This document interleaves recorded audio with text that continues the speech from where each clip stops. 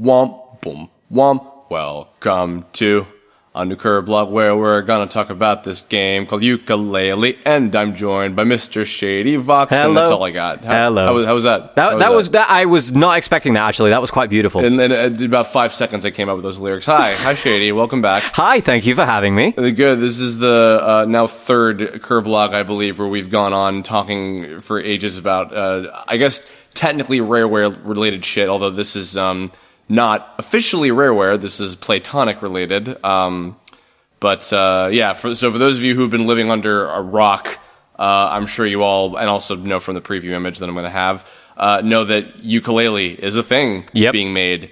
And it's, by being made, I mean it was funded within about 2 seconds of its Kickstarter going up. 38 minutes to be exact, actually. Well, thank you for chewing that off.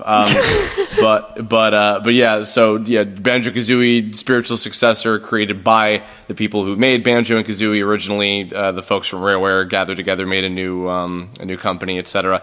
This is quite cool because, I had the chance to interview Grant Kirkhope on a podcast that will not be named many years ago when the MingyJonjo thing was first being concocted, and there were a lot of rumors as to what was going on. I think there was even mention at one point that had not that wasn't going through anure. When did they like make that MingyJonjo thing? That was like 2012, wasn't it? Yeah, it was at least a couple of years ago, for sure. But I don't know the exact circumstances of what was going on back then.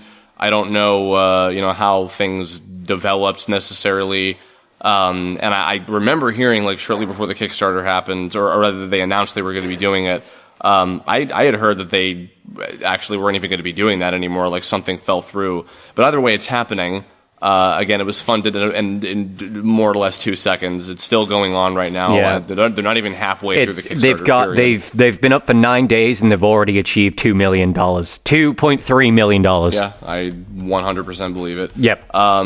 So, and you, it's Shady. Yes. How much money, if you'd like to share, did you donate to the Kickstarter? I donated the voice, be in the game for a voice incentive, and that was $5,500. My God. So between Shady and likely Jontron, having two cast members of Tome in the Banjo-Kazooie spiritual successor is totally fine with me. I do not have that type of money to spend on having a voiceover cameo in the game. But either way, I'm very excited. I did donate, as I'm sure all of you either already have, or if you haven't yet, you should, because my God. Absolutely. And don't worry, you got plenty of time. They've still got a month, over a month. So yeah, this is a really big thing. I mean, so we've been having, it's funny because I just learned about another one today. I forget the gentleman's name, but he's a Japanese developer who was one of the original creators of Castlevania,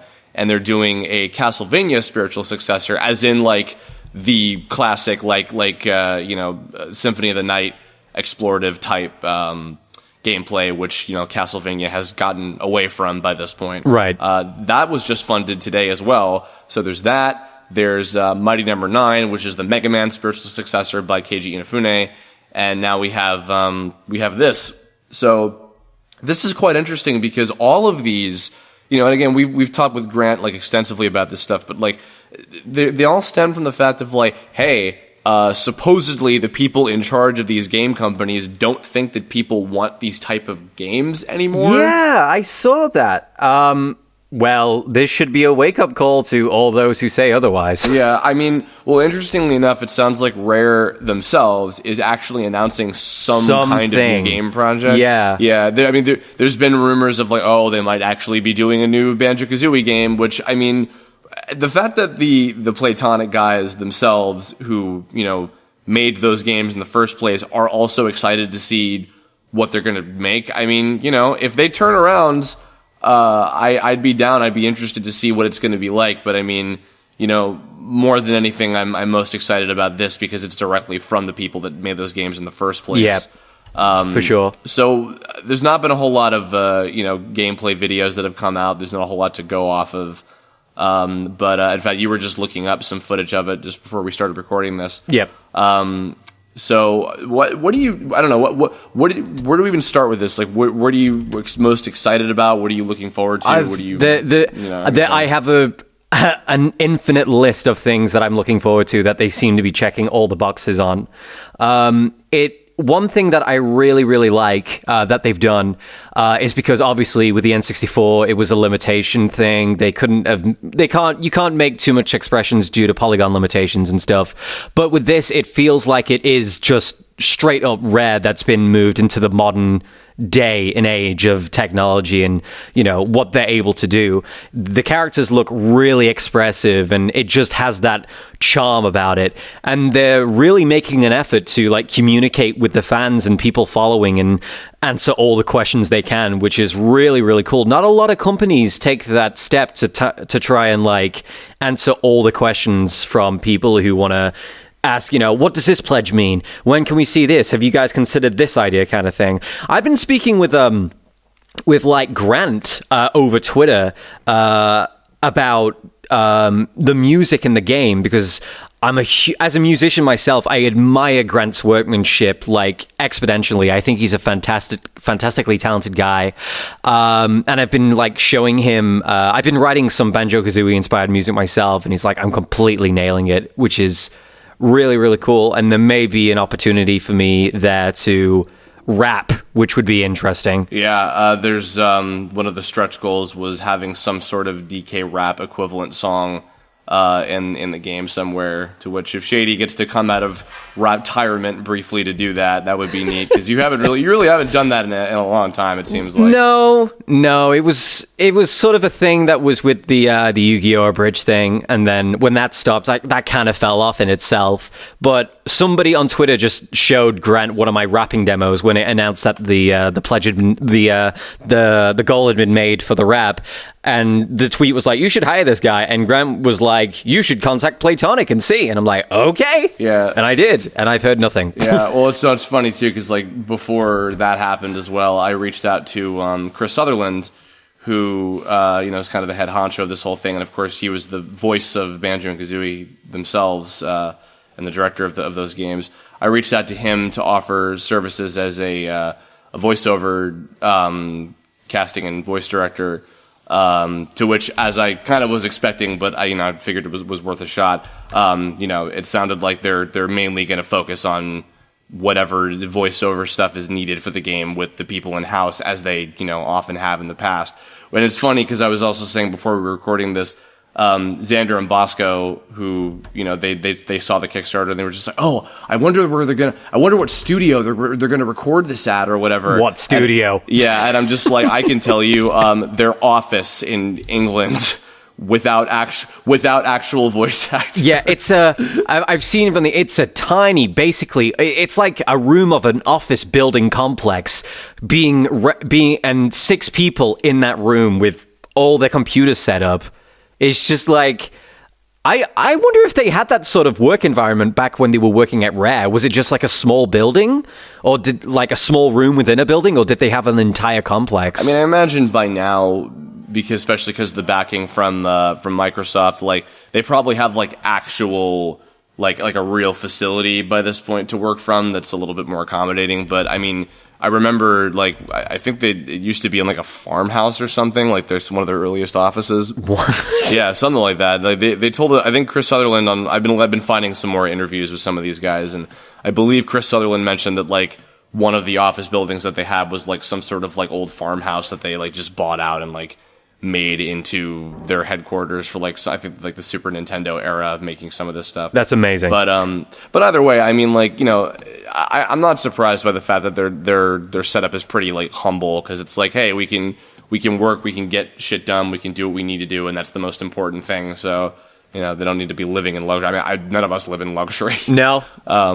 But not that we're, a company, but you know what I mean.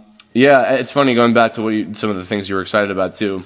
On the I guess the touchy topic of Banjo-Kazooie nuts and bolts, but a couple of the things that I actually did like about that game, I guess conceptually, was I did really like the art design. Like the environments were still really cool. I liked I liked the art style a lot. I know not everybody was crazy about the art style, but I thought it was kind of an interesting sort of blend of I guess next gen graphics while also retaining the sort of N64 look to it and everything.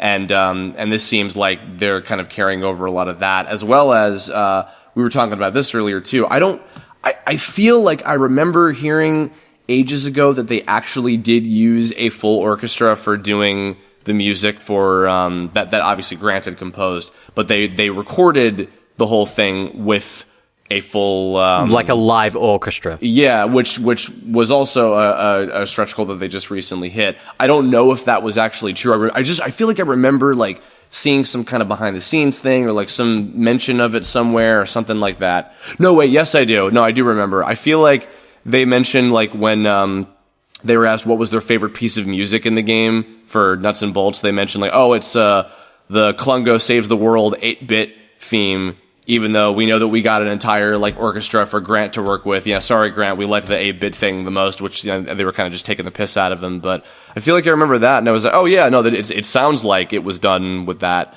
But either way, I mean, whether it was or wasn't, they just achieved that stretch goal recently as well. So so the soundtrack of Yooka Laylee is going to be done with like a full orchestra that has not been picked out yet, but the fact that they're going to be doing that with Grant's tunes is just like, I mean, Unfortunately, there's been a lot of miscommunication about that stretch goal. A lot of people feel like they're going to be not getting that full, like, nostalgic Banjo-Kazooie experience, but that was just simply down to a case of the limitations on the N64. It was just sampled instruments, but a lot of people love that kind of sound, and I have reached out to Grant and Playtonic to try and make a suggestion of, like, a toggle feature in game of a retro kind of soundtrack that would be using sampled sound, so it would have that N64 feel, and then an modern orchestra toggle, which would be like the full live sound. And I think that would make, happy to both parties. I would love to hear Grant's compositions back in that original sort of sampled sound, because it does bring a lot of nostalgia to it. But I guess we'll just see how they go with it, really. I trust them enough to know what they're doing. Yeah, I mean, it's kind of interesting too, because like, I mean, there's a guy, I forget his name, but like he already did like a cover of the song in that style, like with the instruments and everything. Bulby Mike. Yeah, check his stuff out. Maybe I'll have an annotation to that or something. But yeah, like he did a cover of the jungle theme, which is like, I guess is probably the first level.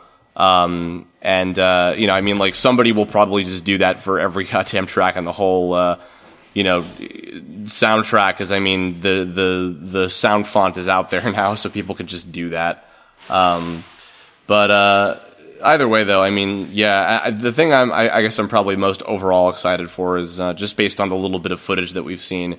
The gameplay looks like it's going to be really, really solid. One of the things that I just recently played through Mario 64 on some downtime when I was visiting Xander and Bosco, and we had some time to kill before we got dinner or something. I 100% of that game, and Mario 64 definitely set the whole standard of it. But I would say mainly in terms of like control, I think Banjo-Kazooie like definitely beats out Mario 64. Yeah, one thing that Rare have got down is like, for example, in Banjo-Kazooie, if you're controlling Banjo and you make a mistake, it's the control scheme is so tight and so precise, like it's not an issue with your controller. If you made a mistake, that's your fault.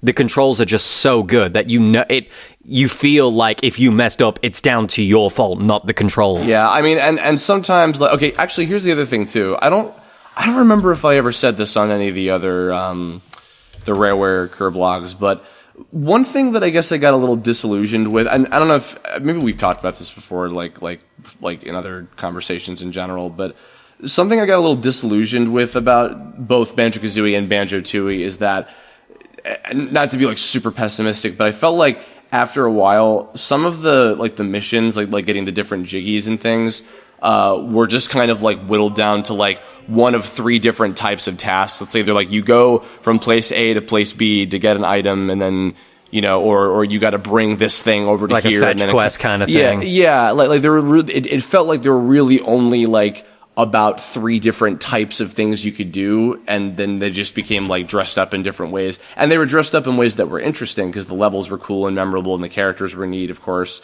But I wonder, because I think that also like when they were doing nuts and bolts, like, I mean, they cracked that joke about like collecting a million things and like nobody wants to play a game like this, which I mean, that was a little more tongue-in-cheek. That was wrong. I mean, yeah, but I mean, I feel like maybe the frustration of that, because I mean, I think about this from gameplay, developers, perspectives is like, do they get bored of doing a lot of the same type of thing over and over? Like you have other franchises, like Mega Man or Mario or things like that, where like, sometimes they're kind of held to, we have to have this sort of traditional, all right, this has got to be in there, and we got to do this kind of thing, et cetera, or else people will complain and think it's not, the right type of insert whatever game. And it's part of why sometimes, I mean, this is a whole nother deal, but it's part of why sometimes I give a little bit of like not leeway, but like at least understanding of where like Sega's coming from sometimes on like the ideas they come up with for Sonic games,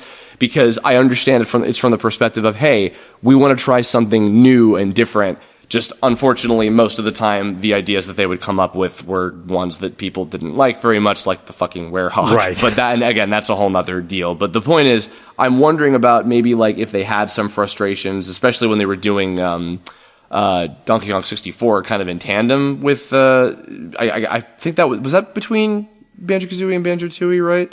64? I think so. I think it was. But, like, there were a lot of things about that one that were kind of, like, overkill on the collecting, and some of the tasks in that, like, weren't incredibly fun or whatever. So I wonder if maybe also due to, like, some technical limitations, or just them, like, having to come up with a lot of different things and make it and keep it interesting or whatever, like, maybe I'm curious now as to what type of things, like, in the collecting of the pages, which we don't know exactly what those items are, but we just know they're kind of like the equivalent of the jiggies in this case.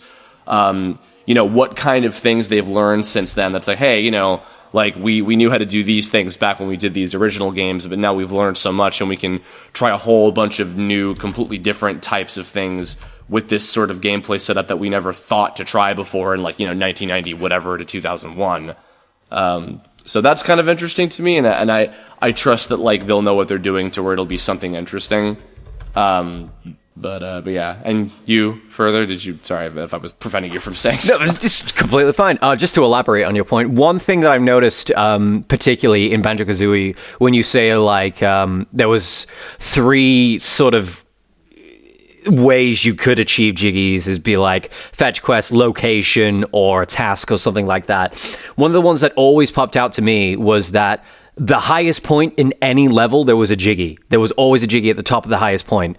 And that's rewarding because like it takes you 2 minutes to get to the top of Click Clock Wood, and you can just like drop at any moment. Yeah. So I hope that they implement something in like a reward for being adventurous kind of thing. Well, something also So those of you who also don't know, maybe if you haven't heard this in interviews, Banjo-Kazooie like wasn't done. Like what the game that we got like in the final like product of it, which is not to say that it wasn't great, of course, but in the grand scheme of things, in terms of what they were originally designing, they wanted to do a hell of a lot more. Yeah, that game was not finished, and it was a result of as Grant had told us some of these stories. It was a result of, we only have X amount of time to get these things done, so it was whittled down to, okay, we can have, 9 full stages with 10 jiggies each, and then 10 of the witch switch ones, like in the Gruntilda, mountain-based lair, English, good. So, and then with Banjo-Tooie, of course, we have the more kind of interlocking things, but it was just still the same kind of basic scheme of like this amount in each stage or whatever. But so not only are we going to probably have a lot more stages than just the 9, or I think Tooie had 8, I believe, in comparison to that. But also, because some of the things they've been describing about like the worlds will be expanding further, like as you go through them, like in something like that. It sounds like because they're freed up from technical limitations, they can do a lot of different things that are not, they're not being held just to like, whatever the standard of this is how the scheme of Banjo-Kazooie and a Banjo-Tooie game on the N64 hardware limitations was going to be. This is only how much we can do, period. In comparison, really the most recent game like this that we ever really got, honestly, was Super Mario Galaxy and Galaxy 2, which were both fantastic, but those are a little bit more linear. They weren't open world type things. They had a lot of individual stages, and then Galaxy 2 was much more straightforward, which is kind of the little mini map screen that you just navigate through and you just play the levels and that's it. And this I assume we're going to have a hub world and everything will all be interconnected and everything. But I'm really curious how exactly they're going to build this new land we're going to have, and what kind of environments we're going to get, and because the other thing too is, since this isn't just we're doing whatever kind of ideas we had for a Banjo 3 necessarily. It's they can have a new Mumbo's Mountain, they can have a new snow level, a new lava level, whatever, desert, etc., and just try to do something new and interesting with those. But I don't know, I guess trying to get in their heads of the sky's the limit on what we can do with this. I'm just really curious, and again with the how smooth the gameplay looks from those couple little videos that we have floating around on IGN and Eurogamer, it just seems like it's gonna be a lot of fun to mess around for sure. with, all around. I'm most curious to know what the motivation of the story is going to be. I say that going back to Banjo-Kazooie, Gruntilda was the villain. She took Banjo's sister, and the concept was you're going to save your sister. But you got so immersed in the levels that when it actually came to Furnace Fun, you realize, oh yeah, she's over there. I'm meant to be saving her. Oh yeah, kind of thing. So I'm interested to know in Yooka Laylee if it's going to be who's the villain? Because there's going to be a villain. There has to be. There has to be an antagonist and a protagonist. It's not just a case of we're going on an adventure because so-and-so told us to. Yeah, I mean, I truthfully, I don't imagine it to be a very complicated story at all. Rare's never been, pretty much with the exception of everybody's favorite, Star Fox Adventurous Dinosaur Planet, which, before that was even a Star Fox game, that was meant to be their first kind of foray into doing something with a more complicated plot. And that was the reason why it took so long to be finished and why it eventually became a Star Fox game and all this stuff. And, that was, I'm sure, a major learning experience for them in general. But either way, because of that, I can't imagine that the story is going to be incredibly complicated necessarily. It's probably going to be something pretty just and then they go on an adventure and I don't know, some guy was a jerk to them. I imagine it being a case of being a very simplistic concept of Exhibit B is doing a bad thing, we need to stop them. Yeah. But to get to Exhibit B, we need to go through World C, D, E, F, and so on. That formula, and that's not to say it's a bad thing. That formula works. I enjoy that. That's what I grew up with playing and, loving. So I trust them enough to know exactly what they're doing. Well, remind me, was part of your donation thing also that you get to join in on the developer meeting things where they accept some feedback from people? Funny, I didn't actually mention this before. I emailed Chris Sutherland, who's the project director of Yooka Laylee, and he got back to me within 24 hours, and I asked him, because I'm very fortunate in the circumstance that I live in the UK and they're a UK company, but they're only an hour away from me, train ride. And I said, hey, could I come over to your studio and record when it comes time? Because it would be really cool if I can come meet the guys who built my childhood game and stuff and who I've loved the work for years and years. And the response I got was a case of, we don't want to put preference and favoritism to pledges, so it's very likely in a situation that we won't ask you to travel. As for the voiceover NPC, I submitted to them a character idea, and they said that they've got internal art and ideas already, but things might be open to change. Which is cool in itself, at least they're considering it. But as far as what my pledge goes, it's just recording an NPC, to which I would record at home and then send the recordings to Chris.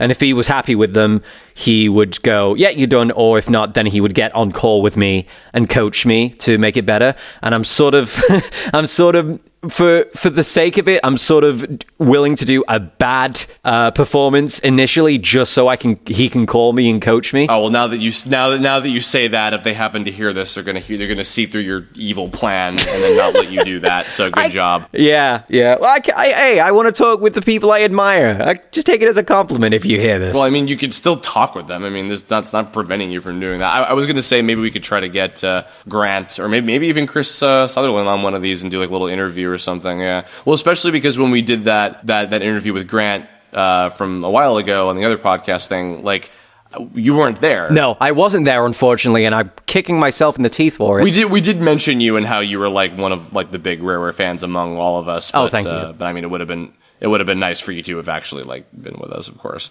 But yeah.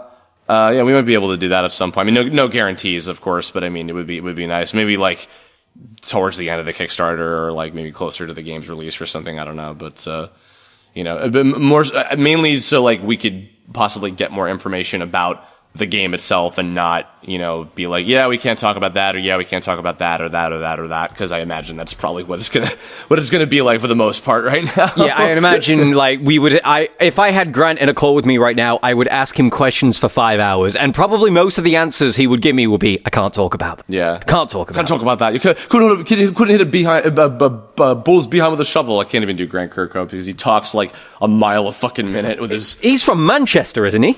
Maybe I know he's like part Scottish, so. He speaks so fast. I only just managed to keep up with him, and his accent is so thick. Anyway, getting back to what you said previously, no, I won't be able to be in a video call. That was a different pledge entirely. I just record an NPC. They, as far as I'm aware, they're either going to show me a roster of a character list, or they're going to give me a character and record for it. And I get to choose, or they would assign one to me. Either way, I'm looking forward to it. I think it'd be really cool. It would be amazing if I can get like a main character or an enemy, well, not an enemy. I'd like to go for a main if possible. Well, I mean, you never know. I know that they have some kind of thing planned out. I mean, and this isn't a spoiler because if anybody followed them both on Twitter, there was a little exchange about it. They have some kind of thing planned for JonTron, because I guess it's not uncouth for me to say this, but when I contacted Chris Sutherland, he had asked me specifically what John got to do on A Hat in Time, which I'm voice directing, which is also like a Banjo-Kazooie spiritual successor type of 3D collectathon platformer, but it's a fan-made one, of course, by the guys at Gears for Breakfast. And John was brought on to do a character on that game. He was a little penguin, wasn't he? Yeah, he's a little mafia penguin. No, not mafia. The little moon penguins who look like gangsters, but they're not part of the mafias because those are different characters entirely. But yeah, they're going to be featured in the game. I think people have already seen that character in the alpha release of the game a while back. But yeah, so I remember he asked me, so what did John do? Because we don't want to accidentally like do something too similar or whatever.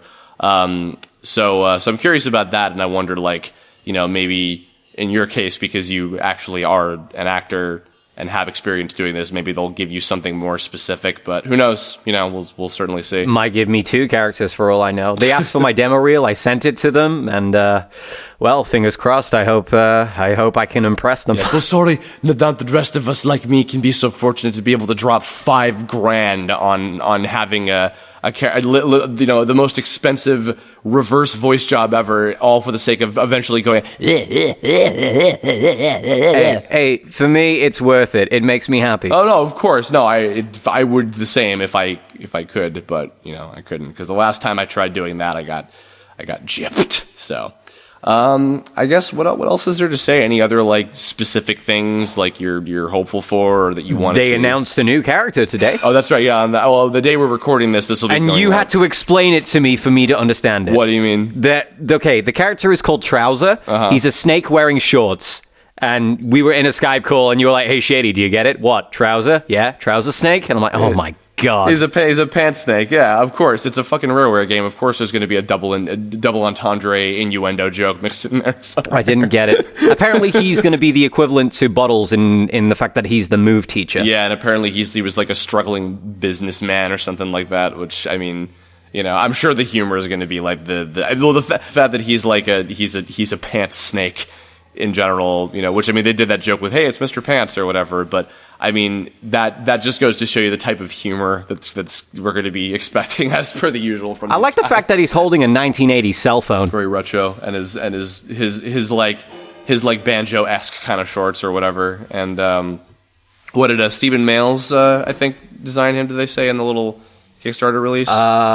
It was either Stephen or Gavin Price. No, I think it was Stephen Mails. Stephen Mails, boys and pails. What does that even mean? I will never know, but if any of you guys recognize that, then good for you if you know that reference. I need to contact Grant and ask what that means. For those who don't know, there's an audio file in the Banjo-Kazooie game that, when extracted, just goes Stephen Mails, boys and tails. I think also it's like pitched down as well, but it sounds like Grant and like somebody else saying it. I'm sure there's probably some story about that. You know, there's so many ridiculous stories about like everything in all of the Rareware games that are just so ridiculous and everything. I mean, like still even like Ikam Bokum, like knowing that that's like syllables of "come and have a go" if you think you're hard enough, like cut into like a thing that sounds like a shaman chant or whatever. It's just. I hope that silly. when I record my giggle, I can do. But my giggle, Jesus, no. Let me rephrase. When I record my voice, I can do a phrase that is also like British, like "come and have a go" if you think you're hard enough. And for me, it would be, "Are you having a giggle, mate?" You go, mate. Like, so I guess, yeah, that sounds That would about right. work. Yeah, that would totally work. Are you having a giggle, mate? Yeah, they'd have to not even, that's like too clear. It'd have to be like, you go, mate. Like, just something like, even more, not bit crushed isn't the word, but like. It's down-sampled. Yeah, well, because like, no, because not even that. Like when Grant did the mumbo jumbo stuff, it was like, come on, go. No, like, well, it was barely English. a understandable version of "come and have a go." Yeah, I think that was for the intent of making it sound more like shaman chanting, kind of, tribal sort of stuff or whatever. Yeah, no, that'll be funny. Oh, you know what? There's one more thing I'll say. I think this actually kind of goes back to some of the stuff we were excited about in our previous Rareware game discussions. Something that I think is really magical about the type of stuff that those guys would make, especially with their 3D games, is the kind of mystery stuff that they'd kind of leave in. I mean, the behind the scenes things kind of blow those away now, because like now we know what Stop and Swap was supposed to be and how it was supposed to work and how they eventually made it work in the 360 ports or whatever, and some things like that. But because of the fact that they've mentioned that they want to try to build a sort of new like universe where the characters might be like recurring, and they might like make like a spin-off about a particular other character or something like that. I'm wondering if like maybe they might leave, I'm sure they probably will, they might leave certain things open for interpretation, or like leave things kind of vague, or like start painting a picture for other characters to like have their own sort of like world to come from, or like journey to, or whatever. Because that's the other thing too, like with Diddy Kong Racing, like, for those of you who didn't hear it was with Chow, everybody, like, big mystery, whatever. On the with Chow interview that we did, I don't give a shit, whatever. When we interviewed Grant, like, it was just, like 2-3 years ago now? A while ago, yeah. Yeah. He mentioned that Diddy Kong Racing was made, basically the short version of that story was it was made to buy time for them to finish Banjo-Kazooie, and they didn't even do that in the long run. But Diddy Kong Racing ended up being kind of an interesting platform for promoting, still the Banjo-Kazooie brand, the Donkey Kong Country brand, because it wasn't originally a Donkey Kong game. It was just like a racing game. It was a 3D version of the RC Pro Racer thing. And they made it into a Donkey Kong Country franchise game with Diddy Kong at the helm. And they thought, why don't we use this opportunity to toss in, like, Banjo and Conquer, who we know we have games in development for, and those are going to come out eventually. And even, like, Tip Top and Crunch technically was like one of the Kremlings from Donkey Kong Country. So in that sort of way, if they wanted to do a fucking kart racer game, or or something like that, they could do that. Or if like they wanted to make some kind of Jet Force Gemini, like a shooter space game or something. You mean like as the next game following, just using Yooka-Laylee characters? Well, no, not like I'm talking in terms of like that style of gameplay. Like if they wanted to make like a racing game in the style of Diddy Kong Racing with like the items and stuff like that, and they wanted to use characters from not just Yooka-Laylee, but potentially other ones from other games that they might be doing in this new, kind of shared world of everything. Because like, say for instance, say they go to some kind of space level or something in Yooka-Laylee, and they meet some character that is like a space warrior or something, and then maybe, hey, why don't we make a game kind of like Jet Force Gemini with that character, and they go off into space and do a whole other thing disconnected from everything else. That could be a thing in and of itself, you know what I mean? And then way later, hey, let's do a fucking racing game where we have all of these characters together in one thing racing just for the hell of it, like at a intergalactic space race or some shit like that. You know, they could do so, I would, if I was in that position, I would love to do some shit like that. That'd be amazing to have like this big, cool, like, you know, universe of what we can make whatever kind of video games we want. Because the other thing too is now that they have this boost, like Yooka Laylee is going to sell like fucking hotcakes, like beyond the amount of money it got from the, you know, from whatever investors that they already have in you know, in place before they did the Kickstarter, and the Kickstarter money, and the sales they're going to make from just doing the game once it comes out on all the consoles and everything. Like, they can just jump right into making their next, you know, game, like, right away, probably. I honestly, with the way that they're pushing, when the video came out, the tech demo, and you saw the world and everything, and they were like, yeah, I'm sorry guys, we've only been working on this for 3 months. I'm like, 3 months? Have you seen what you've achieved in that time? Yeah, and I mean, that's the crazy thing, too, kind of tying this in, like, with Hat in Time, for instance. Hat in Time is being made by, like, you know, 10 guys. And that game looks fucking incredible. Like, it looks like, you know, it's a little bit less refined than Yooka Laylee, but it still looks pretty fucking good. You know, it's kind of in like GameCube range of like the Wind Waker kind of style of graphics, which is fantastic. Yeah, but that's the kind of style they're going for, and it works. Yeah, it really does work. Yeah, for sure. And I mean, even, you know, of course, on Cryamore, who, you know, I'm friends with those guys. I talk with them every goddamn day, and the same thing. It's like 10 guys making this game, this full-fledged game by themselves. And, excuse me, you know, with these guys who are all veterans, they've been doing this for years and years and have made all these, like, amazing, like, you know, A-plus games, you know, with the level of experience. And also, Unity is pretty, like, easy, like relatively speaking, compared to other, like, programming engines. From what I understand, sorry, they, you know, for a bunch of guys like that who are so incredibly experienced, it must be fucking cake to program, you know, what's necessary for, I mean, I don't know. I'm not a programmer, so maybe I'm totally fucking off base about this, but it seems like because of how user-friendly Unity is, from what I've been told by other game developers that I've worked with and known personally, that, you know, it makes things, like, less complicated, especially also if, like, you are, if you're more of, like, a designer and less of a programmer. So I imagine for, you know, that whole team of what is it? Is it like 10 guys, I think, at Playtonic right now? 6. Okay, yeah, like, and even less than some of these indie teams who are also making incredible stuff. Like, they're in a really good position. And the other thing that, you know, Chris Seaver has, you know, he's not part of Playtonic, obviously. He's got his own, you know, his own separate company. But, with Rusty Pup, which is his game coming out.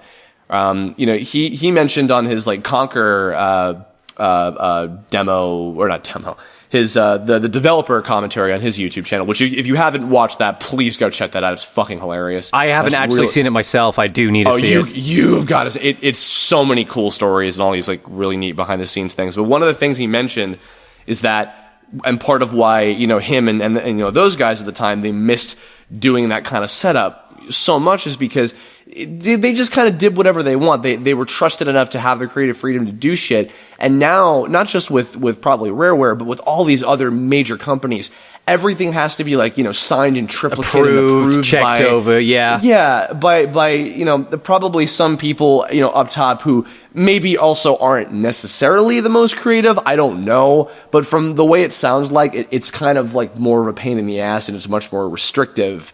You know, because of just how big the game industry has evolved now and, like, just, you know, I got maybe how much more careful, I guess, some of these companies, like, feel like they have to be in some cases. Because even, like, Nintendo, which I love to death, like, the new Super Mario Brothers games and some of those are very, like, safe. So, you know, but granted, like, Shigeru Miyamoto is a visionary, and I trust that he did. And they're all good games, like, even if they are, like kind of safe.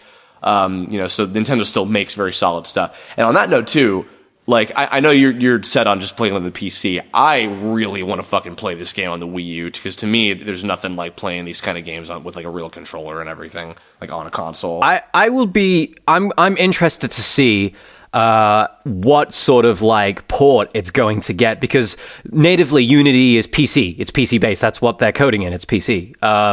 So I'm interested to see how it's going to correspond to... What is it going to? It's going to PS4, Wii U, Xbox One.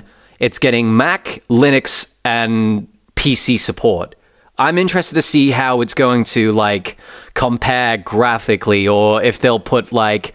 They may even go to a case of put something exclusive within the game across the different platforms. Well, you look at, like, Shovel Knight, for instance. Like, you know, they had their first deal with... They had the game on Steam and on Wii U as well, because the Wii U deal happened when they were doing their Kickstarter, which was several years ago now, believe it or not.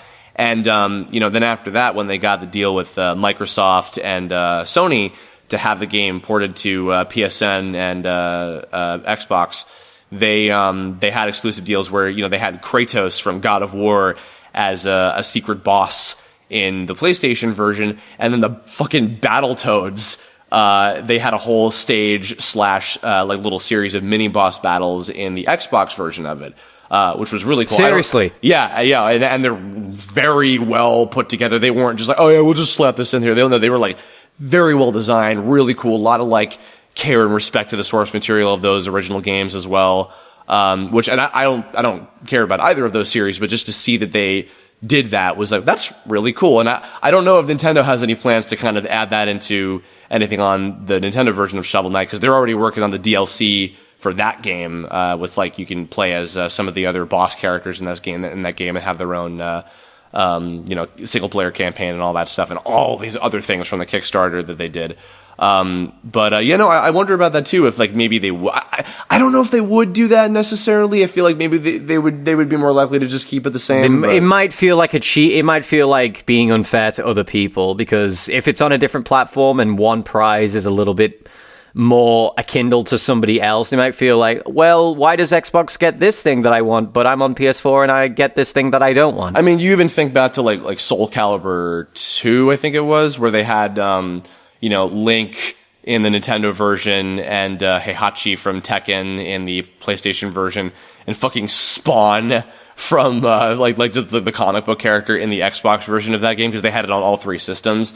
Like, I think that was a matter of like, okay, we'll have it be tailored specifically to, you know, each like system's demographic necessarily. Because I mean, Nintendo fans would be excited about playing as Link, of course. But so yeah, I don't know. I mean, like maybe, but I kind of doubt that in that case that they would do that. You know, but you know, you never know.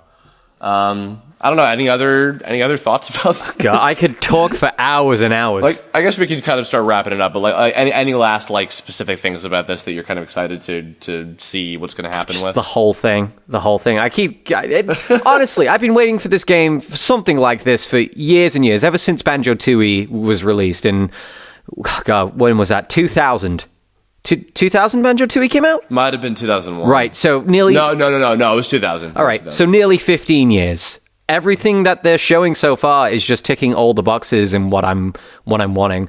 It would be very cool if maybe they could, even if they don't do it, I'm sure somebody will find a way to do it, implement Oculus or something. I have tried the Oculus, and it was pretty cool. I don't know if I would play this game with that specifically, but I mean, they probably could. I don't see it being too difficult.